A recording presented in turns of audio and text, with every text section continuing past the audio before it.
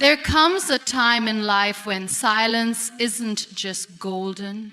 It's survival, not because you're weak, not because you've run out of things to say, but because you finally realize that your peace is too expensive to be disturbed by noise that doesn't nurture your soul. We grow up being told to forgive, to explain, to fix, to reach out again and again until we become exhausted versions of ourselves, emotionally bankrupt and spiritually drained. But one day something shifts. You stop chasing closure, you stop sending long paragraphs, you stop waiting for apologies. Instead, you choose silence, and that silence, it speaks volumes. Cutting contact isn't cruelty, it's clarity. It's not about hate, it's about healing. It's not revenge, it's release. Cutting contact is an act of self-respect. There comes a moment in every person's life when they have to make a brutally honest decision to keep draining themselves, trying to maintain connections that are built on uneven ground, or to walk away with their sanity intact. Cutting contact isn't about being harsh, cold, or unforgiving. It's about finally realizing your worth. It's about accepting that not everyone deserves access to your energy, your presence, or your heart. Sometimes love has to come with limits, and boundaries have to be drawn not with bitterness, but with quiet strength. You can only pour so much of yourself into someone before you begin to feel hollow. You call, they don't answer. You explain, they twist your words. You apologize, and they still treat you like a villain. And over time, a voice inside you, small at first, starts asking, why am I still here?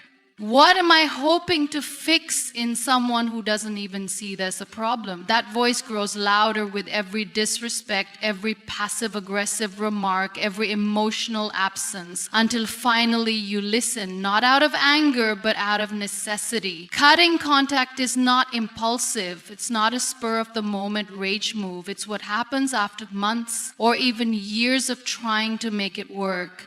It's what happens when conversations turn into arguments, support turns into control, and love starts feeling like emotional labor. You look around and realize you've built a one-sided bridge, and you're the only one crossing it. You've been showing up for someone who doesn't show up for you. And so, with a heavy heart and clear mind, you step back, you shut the door, you stop picking up the phone, not to hurt them, but to stop hurting yourself. Some people call it dramatic, others call it petty, but they don't understand the quiet torment of staying in a connection that constantly chips away at your self-esteem. When you cut contact, you're not trying to prove a point, you're trying to protect your peace. You're no longer willing to be the emotional punching bag, the fixer, the forgiver, the one who always bends while the other breaks. It's about telling yourself the truth that some relationships can be salvaged because they were never rooted in mutual respect to begin with. Respect is not just about words. It's about how people treat you when they think you won't walk away. When you cut contact, you're sending a clear message. I'm no longer available for mistreatment. I'm no longer available for guilt trips, manipulation, or breadcrumb affection. I've tried.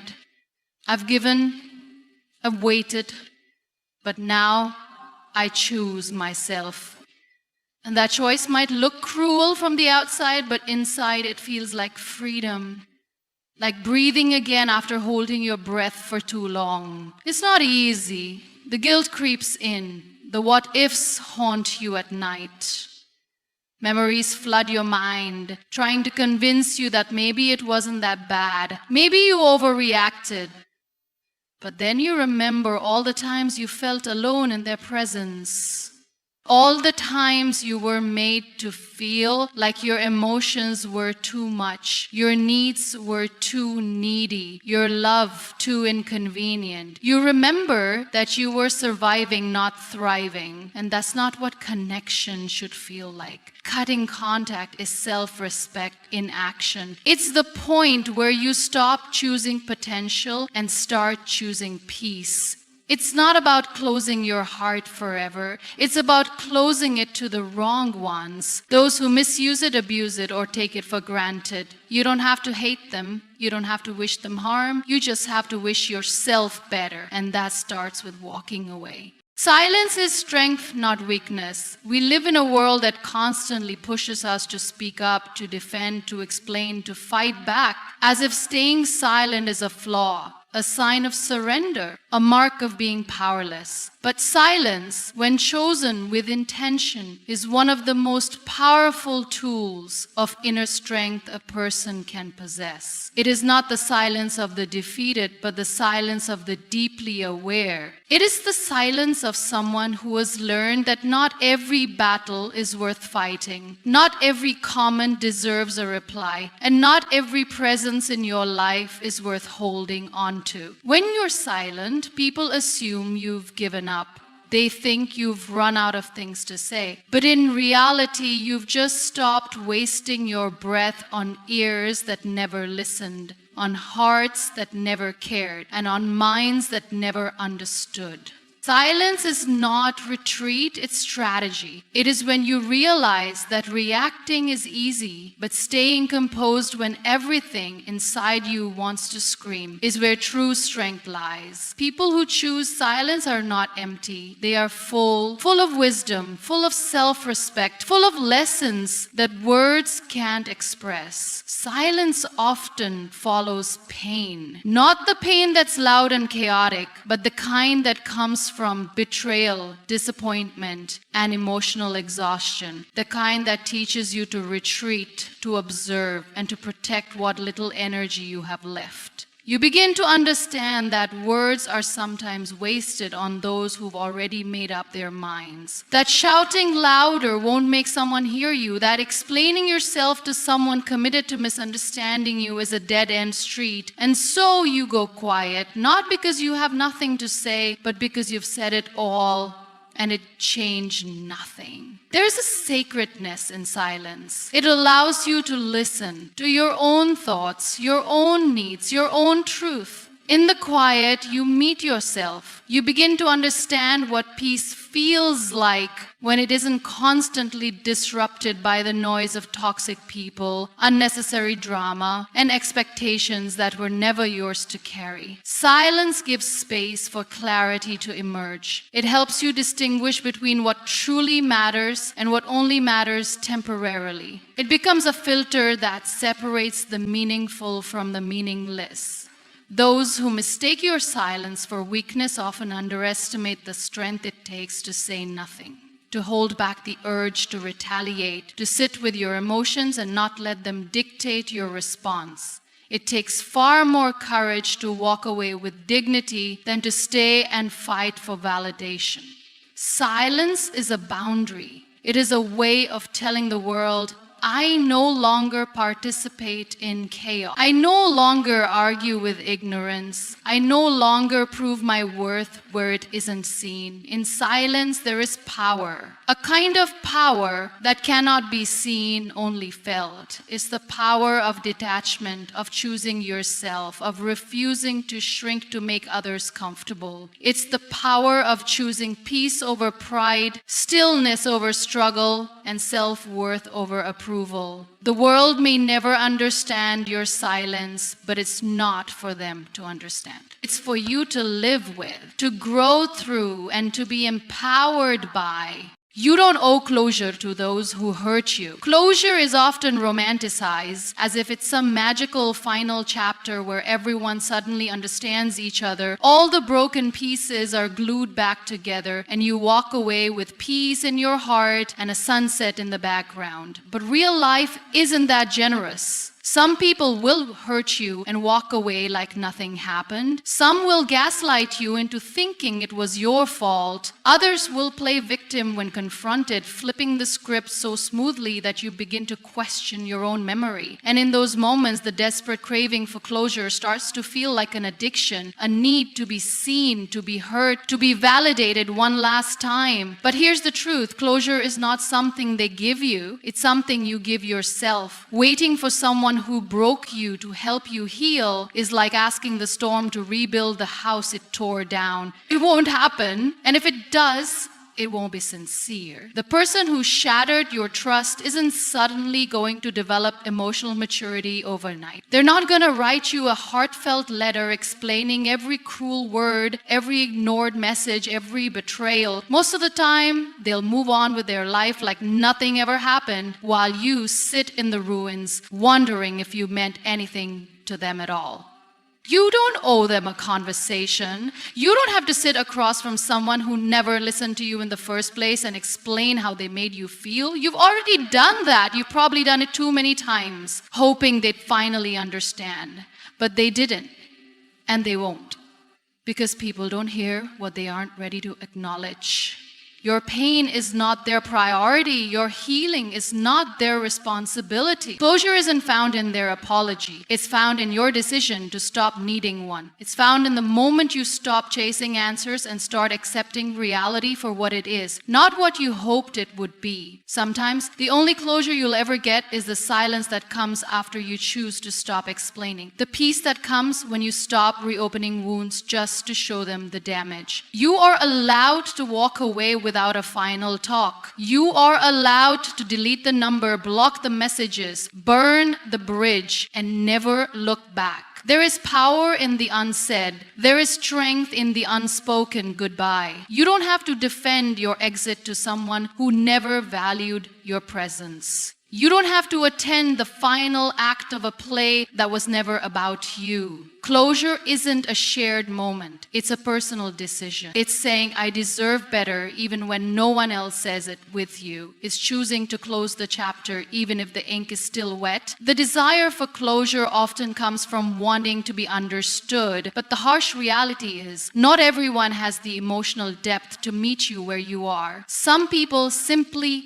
can't go there with you, not because you're too much, but because they're too little, too afraid, too shallow, too wrapped up in themselves to recognize the harm they've caused. And even if you sat them down and broke every piece of your heart open on the table, they'd still shrug and say, I didn't mean it that way. So you learn to walk away with your story untold, your questions unanswered, and your wounds still raw. You learn to make peace with the fact that the ending won't be pretty. It won't be poetic, it won't be mutual, but it will be yours. And that is enough. Healing often requires solitude. There is a strange kind of stillness that follows pain. It creeps in after the chaos dies down, when the calls stop coming, when the noise fades, and when you're finally left alone with your thoughts. For a while, it feels unbearable. You pace around the room, refreshing messages that never arrive, replaying conversations in your head, trying to make sense of what went wrong. The silence feels like a punishment at first, a cold reminder that you've been abandoned, forgotten, left behind. But then something begins to shift. You realize that maybe the silence isn't empty. Maybe it's sacred. Maybe it's exactly what you needed, but were too afraid to embrace. Solitude isn't loneliness. Loneliness is craving connection that isn't available. Solitude is choosing to disconnect from what is harmful, distracting, or draining. Healing doesn't happen in the middle of the noise. It happens when you finally sit with yourself, undisturbed. When you stop trying to fill the void with quick fixes, shallow conversations, or temporary distractions. It's in those quiet moments that you start to notice the ache behind the anger, the fear beneath the sadness, and the exhaustion hidden behind the smiles you wore to survive. People say time heals all wounds, but that's only half the truth. It's not time alone, it's what you do with that time. And sometimes the most courageous thing you can do is step back from the world and choose yourself. That means declining invitations you're not emotionally present for. It means muting voices that cloud your clarity. It means turning inward, not because you hate people, but because you've realized you cannot heal in the same environment that made you sick. The world around you may call it isolation, but you know better. You know it's preservation. When you're alone, you start hearing your inner voice again, the one you buried under everyone else's opinions. You remember what you love, what you fear, what you've been avoiding. You stop performing for the approval of others and start asking yourself what you actually need. The healing journey is not glamorous. It's not a montage of sunsets, tea, and journaling. It's raw, it's uncomfortable. Some days you cry for no reason. Some nights you lie awake questioning everything. But slowly, gently, you begin to stitch yourself back together. Not all at once, not in a perfect linear fashion, but piece by piece, moment by moment. In solitude, you become your own safe space. You stop searching for someone else to rescue you and realize you've had the strength all along. You learn how to sit with your discomfort instead of running from it. You learn how to validate your own emotions without needing a second opinion. You become more discerning about who you allow into your space because you've learned how precious your peace truly is. You don't heal by jumping into the next connection. You heal by pausing, by breathing, by grieving what was and dreaming of what could be. There is power in disappearing for a while, not to make a point, not to get attention, but to recover, to find your center again, to mourn the parts of you that were lost trying to please others. Solitude teaches you what no conversation can. Teaches you patience, resilience, and self-trust. It strips away the noise so you can finally hear the truth. The truth about what you want, what you deserve, and what you're no longer willing to tolerate. Boundaries are a form of self-love. There's a moment in life when you stop bending. You stop stretching yourself thin just to keep others comfortable. You stop apologizing for needing space, for saying no, for protecting your energy. That moment is the beginning of self-respect. And at the heart of that respect are boundaries. Clear, unapologetic, and necessary. They are not walls to keep people out, but gates to decide who gets to come in.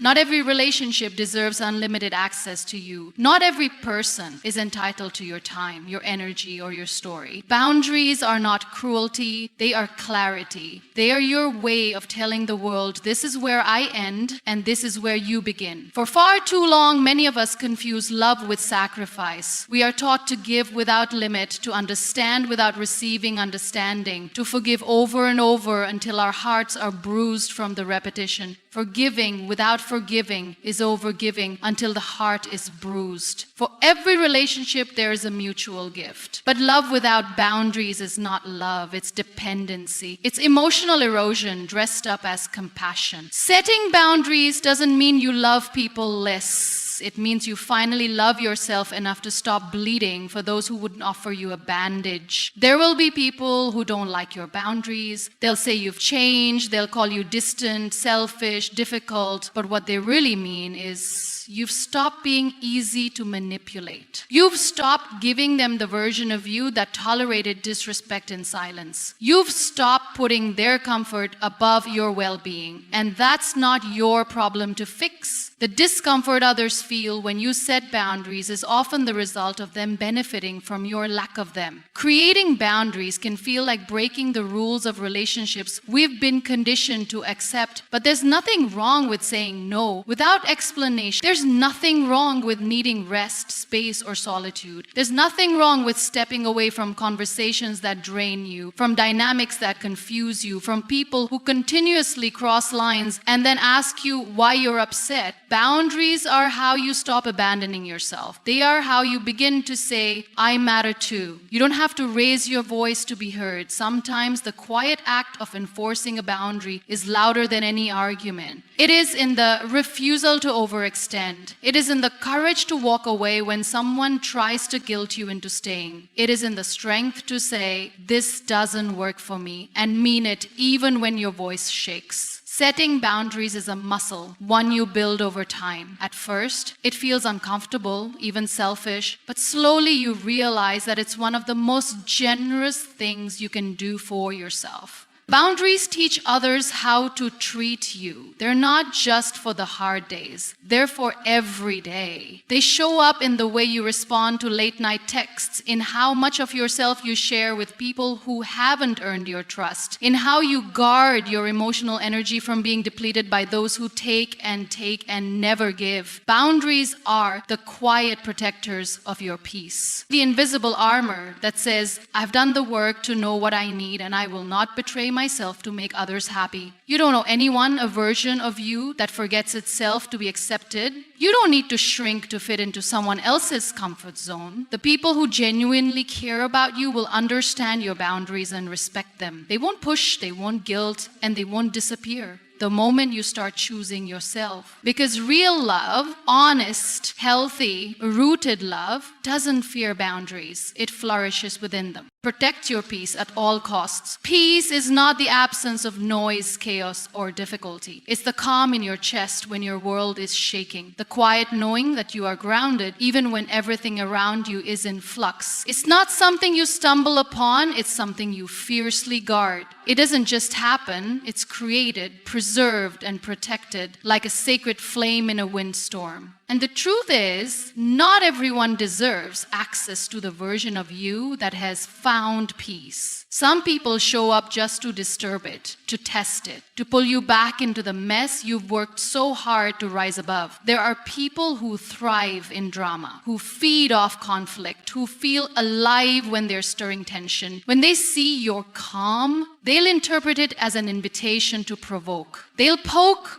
prod, and push just to see if they can get a reaction out of you. But protecting your peace means not giving them that power. It means not letting their chaos become your crisis. You don't have to attend every argument you're invited to. You don't need to correct every wrong assumption, defend every misunderstood action, or explain yourself to people committed to misunderstanding you. You simply walk away, not with anger, but with wisdom. Peace looks like saying no without guilt.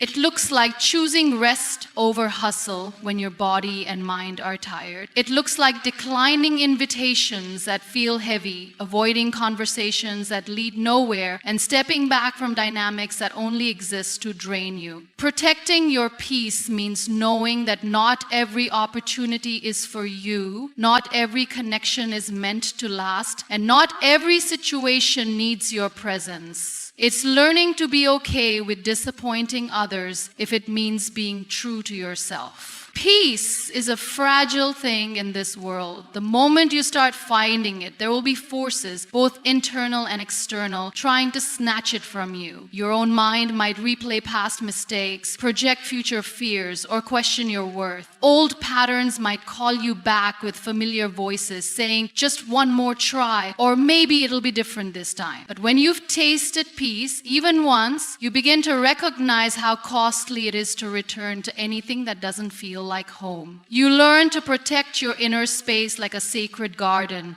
weeding out the thoughts, habits, and people that threaten to trample it. It takes discipline to protect your peace. It means not responding immediately. It means taking a breath before replying to a message that feels loaded. It means asking yourself, is this worth my energy before diving into conflict? Peace isn't passive. It's active, intentional, and sometimes inconvenient. But it's worth it because when your peace is intact, everything else becomes clearer.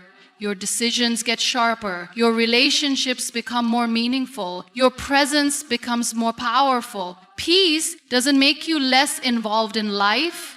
It makes you more selective about how you engage. There will be people who don't understand your peace. They'll say you've changed, that you've become distant or cold. Let them talk. They didn't see the nights you spent battling your own thoughts. They didn't feel the weight you carried in silence. They don't know what it took to build this new version of you that chooses calm over chaos. clarity over confusion, and truth over comfort. Your peace doesn't need their approval, it just needs your commitment. Protecting your peace sometimes means walking away without explaining yourself. It means letting go of what you wanted something to be and accepting what it is. It means choosing quiet over noise, solitude over shallow company, and purpose over popularity.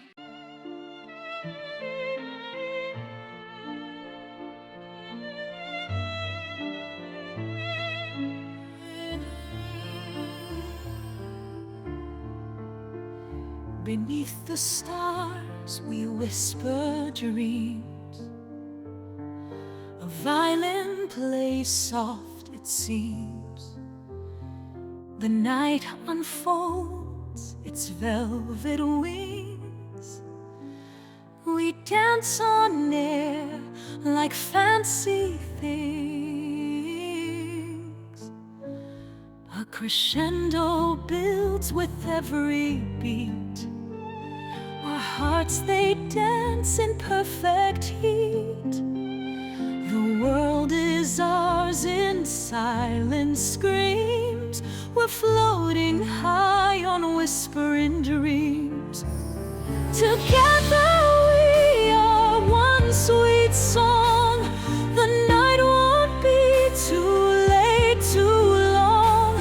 Our melody will carry on in every note where we belong. The orchestra, it swells to life. The strings, they cut the dark like a knife. Your voice an echo in my soul. In every verse we find the goal. Oh, violins, they cry so pure. In every touch we find the cure. Your hand in mine, the music flows. In whispered dreams, the magic grows.